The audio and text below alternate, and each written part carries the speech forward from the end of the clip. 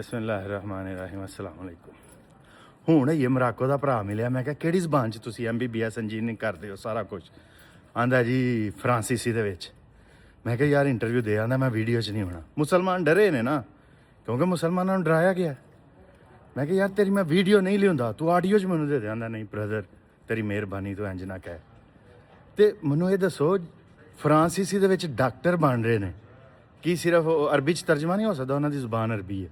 ਮੈਂ ਕਿਹਾ ਯਾਰ ਕਿਉਂ ਤੁਸੀਂ ਫਰਾਂਸੀਸੀ 'ਚ ਫਰਾਂਸ ਦਾ ਕਬਜ਼ਾ ਰਿਹਾ ਸੀ ਤੇ ਨਾਲ ਆਂਦਾ ਜ਼ਰੂਰੀ ਨੇ। ਆਂਦਾ ਹੁਣ ਫਰਾਂਸੀਸੀ ਉਨੀ ਜ਼ਰੂਰੀ ਨਹੀਂ ਰਹੀ, ਇੰਗਲਿਸ਼ ਜ਼ਰੂਰੀ ਰਹੀ ਹੈ। ਮੈਂ ਕਿਹਾ ਮੇਰਾ ਵੀਰ ਨਹੀਂ ਜ਼ਰੂਰੀ ਇੰਗਲਿਸ਼ ਵੀ, ਜਿੰਜ ਉਹਨਾਂ ਨੇ ਫਰਾਂਸੀਸੀ ਦਾ ਤੁਹਾਨੂੰ ਗੁਲਾਮ ਬਣਾਇਆ, ਸਾਨੂੰ ਅੰਗਰੇਜ਼ੀ ਦਾ ਬਣਾਇਆ।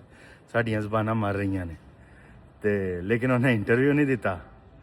ਤੇ ਮੈਂ ਕਿਹਾ ਯਾਰ ਮੈਂ ਆਪਣੀ ਕੌਮ ਨੂੰ ਦੱਸਣਾ ਚਾਹੁੰਦਾ ਵਾਂ, ਮੈਂ ਆਪਣੀ ਕੌਮ ਨੂੰ ਗੁਲਾਮੀ 'ਚ ਕੱਢਣਾ ਚਾਹੁੰਦਾ ਤੇਰੀ ਆਵਾਜ਼ ਨਾਲ। ਆਂਦਾ ਮੈਂ ਵੀਡੀਓ 'ਚ ਨਹੀਂ ਆ ਸਕਦਾ।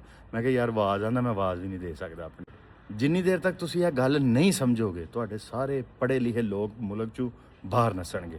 ਆਪਣੀ ਜ਼ੁਬਾਨ 'ਚ ਪੜ੍ਹਾਓਗੇ ਡਰ ਮੁੱਕੇਗਾ, ਆਜ਼ਾਦੀ ਆਏਗੀ। ਤੇ ਆਜ਼ਾਦੀ ਚਾਹੁੰਦੇ ਹੋ ਤੇ ਆਪਣੀ ਮਾਂ ਬੋਲੀ ਤਲੀਮ ਵਾਸਤੇ ਆਵਾਜ਼ ਚੁੱਕੋ।